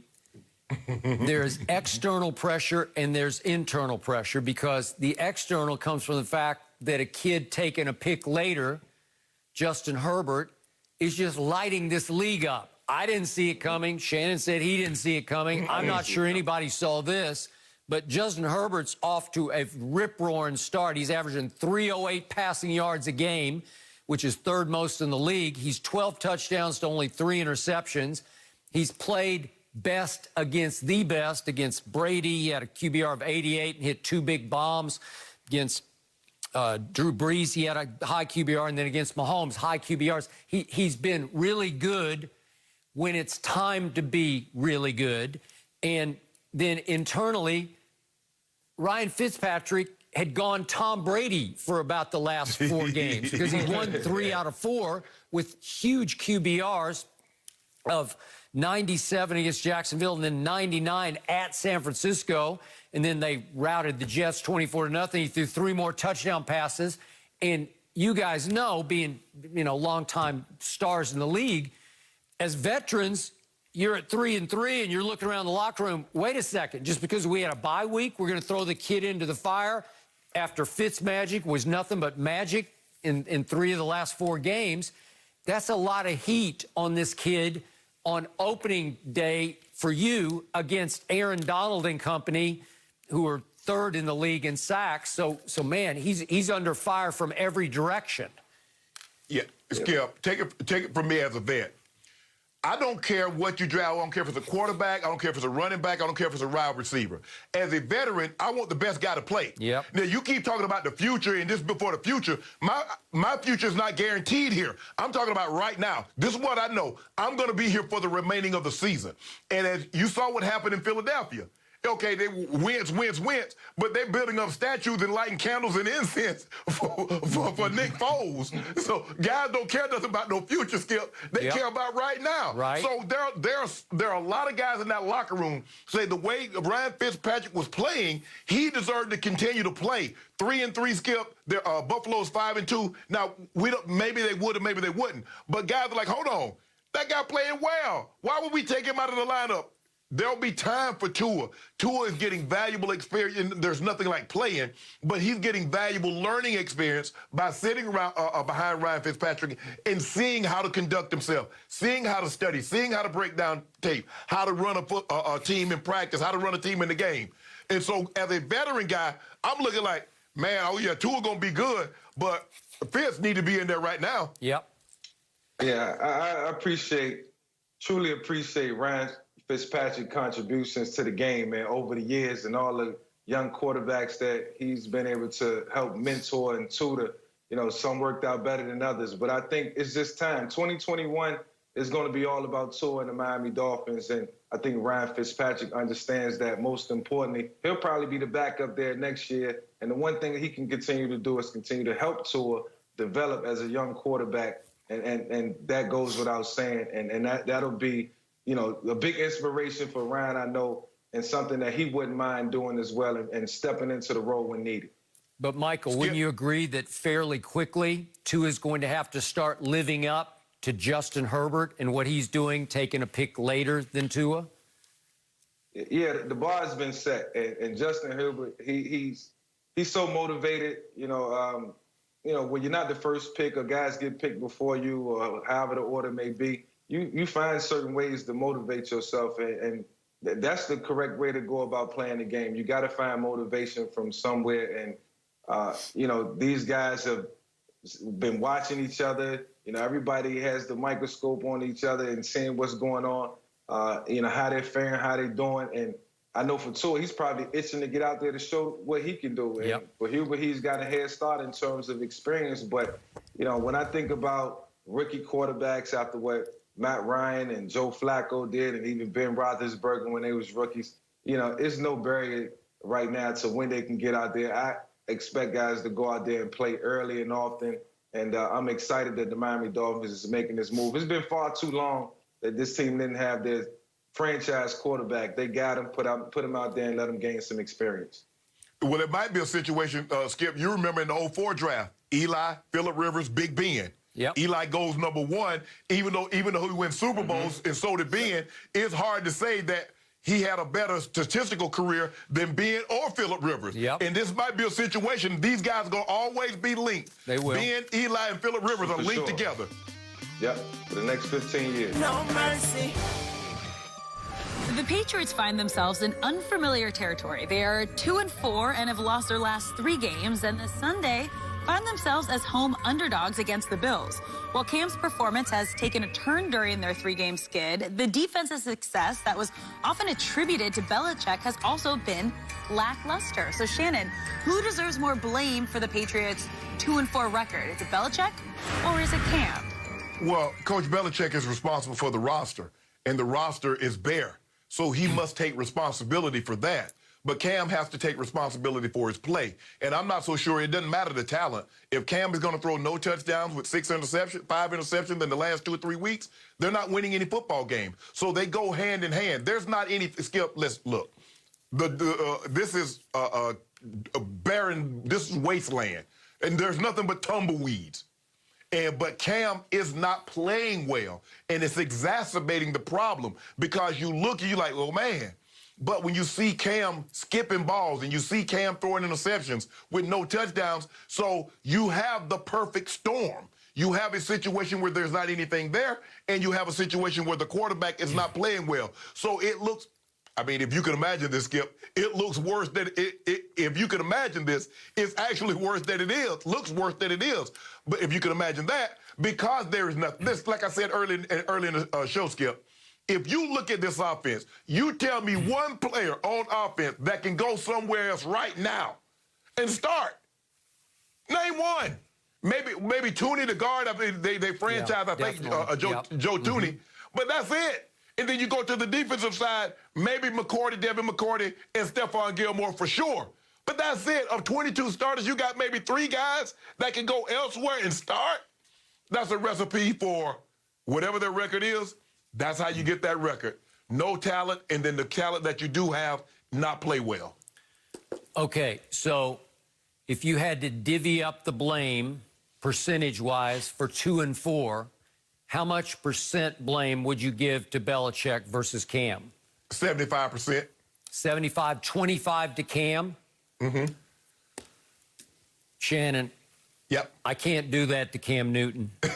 Would you go drop 90 on Coach Belichick? I'm going to drop 95 on his head because he deserves it. He's getting exposed.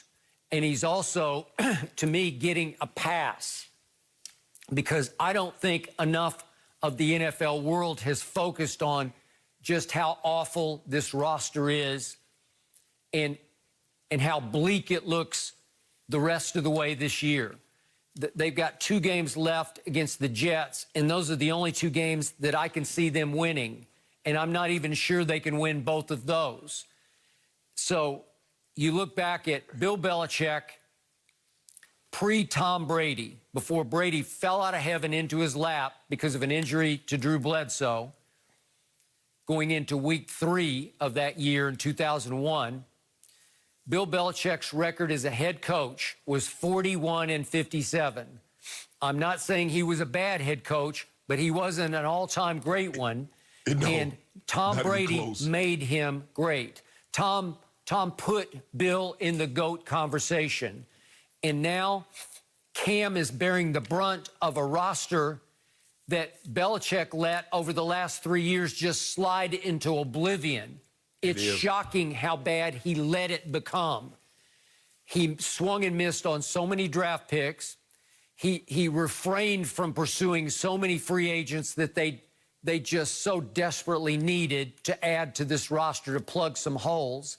Well, Skip, he doesn't want to pay anybody. He doesn't want to pay anybody, although I don't know where the money's going. It's sort of like the NCAA. I never know where all the TV money goes in the NCAA. I don't know how the cap is divvied up unless Belichick gets some of it, but I don't think he does. So my point is, when Cam is going to have to play the team many thought would dethrone you in the division at Buffalo this Sunday, and his starting receivers are Jacoby Myers, undrafted out of North Carolina State, and Damiere Byrd, who came over from Arizona, where he's about the 5th receiver. He was undrafted out of South Carolina. And your third receiver this Sunday at Buffalo is Gunnar Olszewski, undrafted out of Bemidji State up in northern Minnesota, D2. That's it. You're having to throw to those 3 guys, and your tight ends are dead last in the league in production. Your tight ends have had 13 total targets this year and caught 8 balls for a grand total of 98 yards. So they're 8 for 98.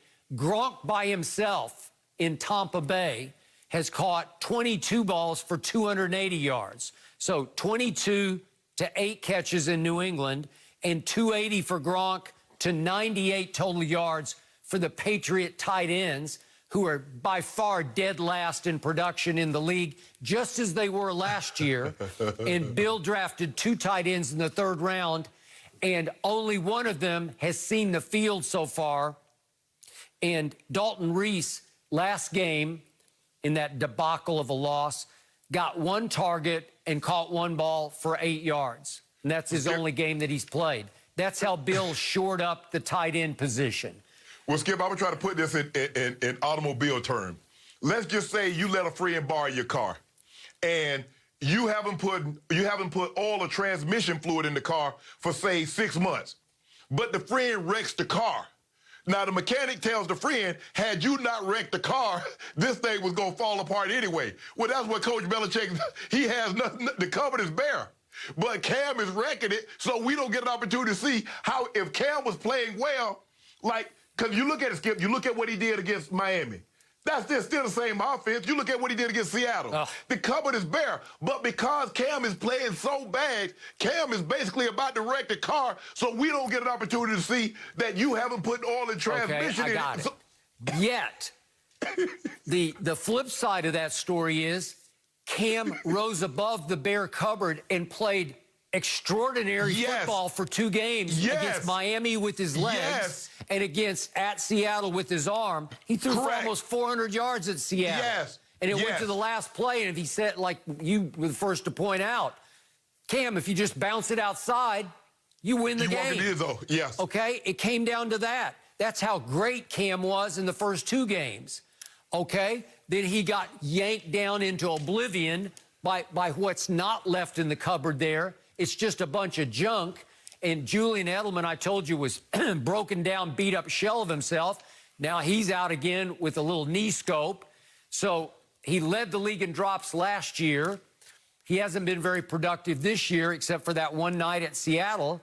And now Cam has to live with the fact that the GOAT that he's replacing is on a tear down in Tampa Bay and has at least entered into the MVP conversation. And that creates even more pressure and focus on poor Cam Newton trying to rise above this garbage in New England. But Skip, you and I, Skip, you and I both talked about it. In order for Cam to have success, he was going to have to be MVP, Cam, because he had nothing. Yep. We talked about that from day one. We said if Cam is not a 2015 MVP, this team is going to be terrible because there's nothing there. Yep.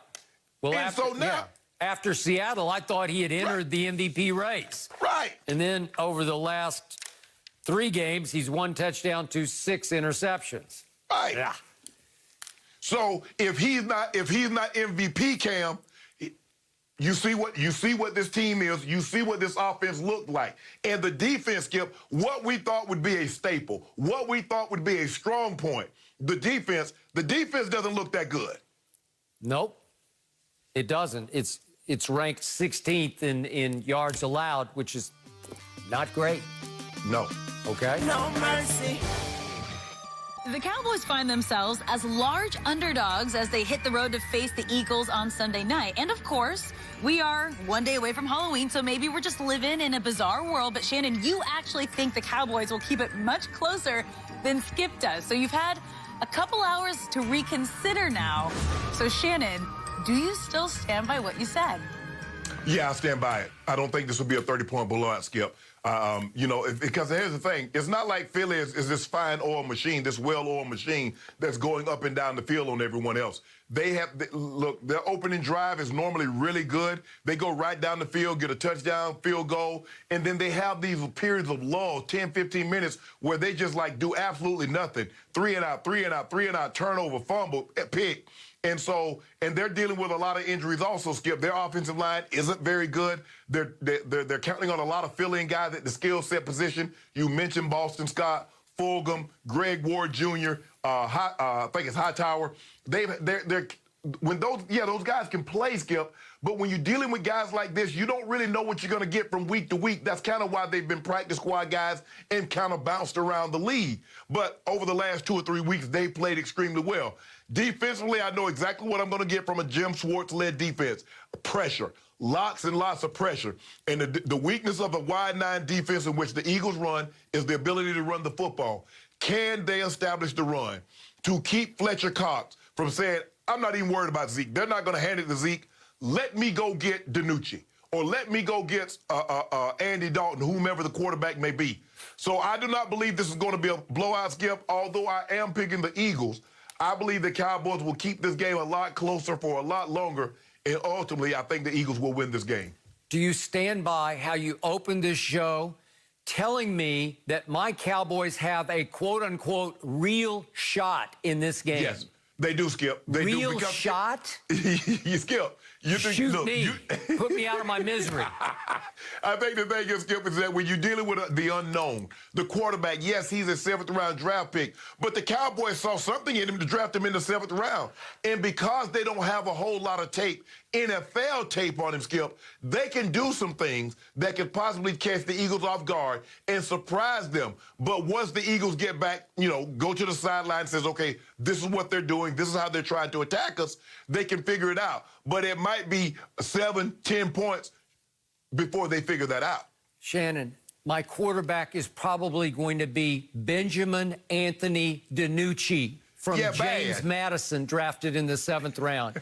Acronym BAD, B-A-D. And he'll probably be even worse than bad. He got 12 snaps at Washington. And he completed 2 or 3 passes, but he got sacked 3 times in 12 plays, and he fumbled twice. And fortunately for me, my team fell on the loose footballs and kept the score only 25-3 bad, as in B-A-D, Benjamin Anthony DiNucci. Shannon, we're talking about the guy I hear every day is by far the best quarterback in the NFC East, says Shannon Sharpe. Walk it to him, wins. Against the worst defense by far in all of pro football, and maybe historically the worst defense, because they're on pace to be the worst since the 1961 Oakland Raiders. Are you kidding me? This is a complete mismatch. My team has quit in 2 straight games. It quit against Arizona and lost 38-10, and it didn't even show up at Washington and got blown off the field by a bad football team 25-3. And the last time I saw my team in Philly with my quarterback, Dak Prescott, upright, they scored a grand total of 9 points against Jim Schwartz's defense and lost 17-9. I'm talking about Fletcher Cox and Brandon Graham and Derek Barnett and Malik Jackson. They're going to be coming from everywhere in that wide line on poor bad Benjamin Anthony DiNucci from James Madison, who flamed out at Pitt. He couldn't hack it at Pitt, so he went to the Colonial Athletic Association, where he won Player of the Year last year. Maybe Andy Dalton can play, and then maybe I'd have a microscopic chance. But this way, against this team, listen, I hate the Eagles. I grew up hating the Eagles. I love my Cowboys to a fault, but they have shown me no evidence they're even competitive this year, to the point I cannot make a case they can win one more game. Even against Washington on Thanksgiving Day, after what I saw last Sunday, I don't think they can beat them.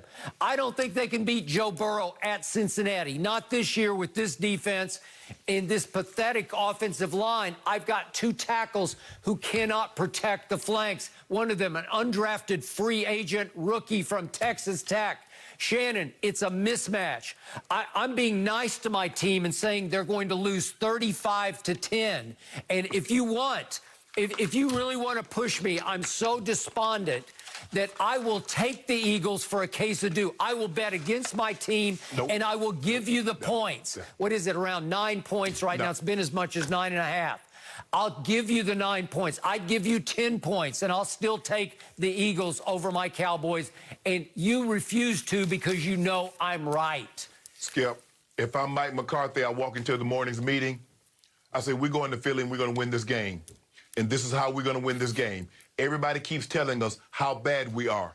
Guys, we're not that bad. We're just a few blown assignments. We're just a few MAs away from being this and this. We're going to win this game. Defense, you're going to play your best game thus far. Offense, we are going to run the football. Zeke Elliott, you are going to show why you are still a top back in this league. We are going to run this football. We're going to protect our rookie quarterback, and we're going to leave Philly with a victory on Sunday. If I'm Mike McCarthy, that's what I'm telling him. I'm going to pull 15 offensive plays, 15 defensive plays in which we were perfect, which we were very good. And I'm saying, you see, this is what we can be. This is what we should be. And this is what we will be on Sunday night. Shannon, this team has quit on both mics. We should drop the mic on both mics, McCarthy and Nolan. I'm sorry, it's over. It's 35-10 Eagles. I'm trying to give you a pep talk, and you don't even want the pep talk. I don't need a pep talk. I need Pepto-Bismol. No mercy. Now, Mike D'Antoni and Ime Udoka are reportedly finalizing deals to join the Brooklyn coaching staff under Steve Nash. D'Antoni coached Nash on the Suns, and now the two will be reunited in an attempt to lead Kevin Durant and Kyrie Irving to a ring in their first season together. Shannon, what was your reaction to this hire? I was surprised. I think Mike D'Antoni opted out thinking that these jobs were going to be available, and none of the jobs that he thought he was going to land is there, Skip. You don't opt out to become an assistant. You opt out to think you're going to get another head coaching job. Udoka, I understand that because Brett Brown was let go in Philly, and so he was without a job. He was on Pop's staff for 6-7 years, and so I get that move. But Mike D'Antoni signed on to Steve Nash's staff because the head coaching vacancies that he thought he might be in line for, they never materialized. Shannon, your Lakers are even in more trouble because here comes D'Antoni and Nash recreating their 7 seconds or less Phoenix offense with Kyrie in the middle and KD as the Amari Stoudemire. They will be unstoppable. They're going to win the Eastern Conference, and if you're lucky, you'll get to the finals. But now that Rondo appears to be going to the Clippers, you're sunk. Skip, hold on. I thought you told me there was no D. I thought it's Mike and Tony. Because what was the problem when he was in, what was his problem in Phoenix? What was his problem in Houston? They don't play no defense. And you know this, and I know this. When you get to the NBA Finals, you must play defense. And what do we have? The best defensive player in old Goat James, when he needs to summons it up, he can drop down and sit in that chair with the best of them for 5 to 7 minutes. Can you imagine Kyrie and KD in this offense? They will just outscore everybody they play because we know KD is still the best player on this planet. Skip, what was Dallas' problem? Dallas had the highest rated offense in NBA history. But what couldn't they do? They couldn't stop nothing or no one. Good luck. All right, Go, well, James. that is all we have for you today. Enjoy your Halloween weekend. We'll be back Monday at 9:30 Eastern.